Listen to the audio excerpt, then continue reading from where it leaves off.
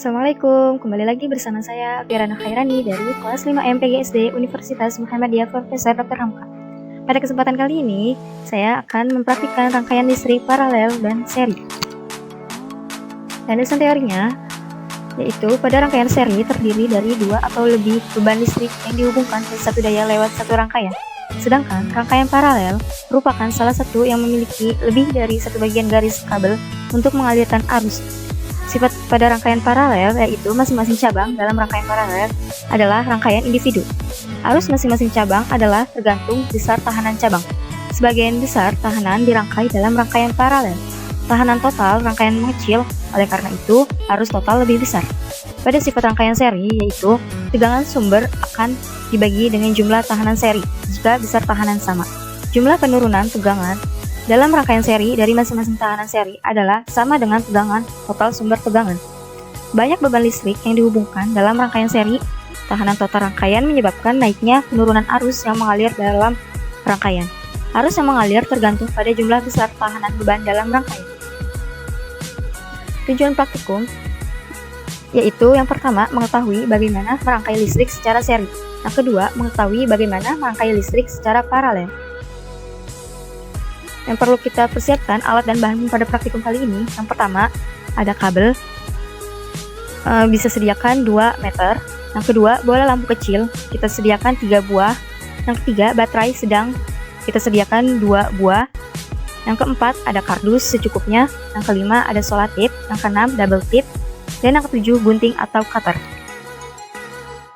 Selanjutnya kita melakukan prosedur praktikum.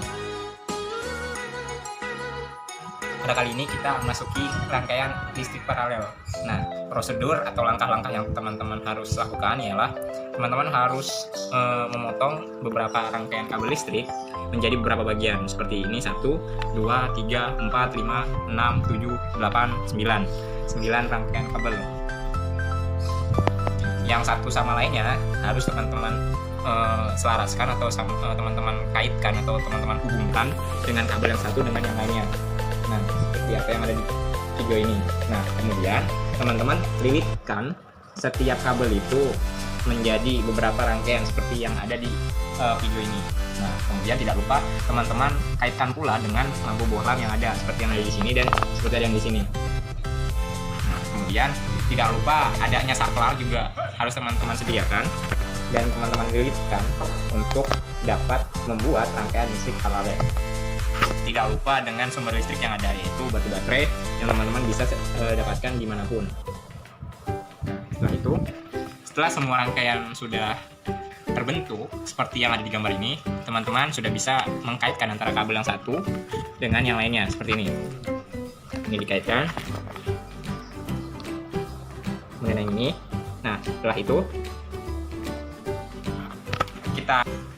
itu teman-teman nyalakan di bagian saklarnya. Nah, lampu sudah menyala.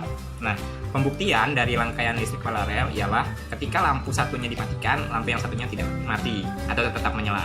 Nah, sekarang pembuktiannya kita coba lepas lampu bohlam sini. Lampu bohlam ini mati, tetapi lampu bohlam yang ini masih menyala.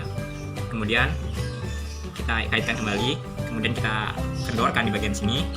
Nah, di bagian sini mati dan di bagian sini masih tetap nyala. Tandanya rangkaian listrik yang ada pada video ini membuktikan bahwa rangkaian listrik ini bersifat paralel. Nah, sekarang kita akan memasuki pada rangkaian listrik seri. Cara penggunaannya kita tempel aliran listriknya ke baterai, lalu kita nyalakan.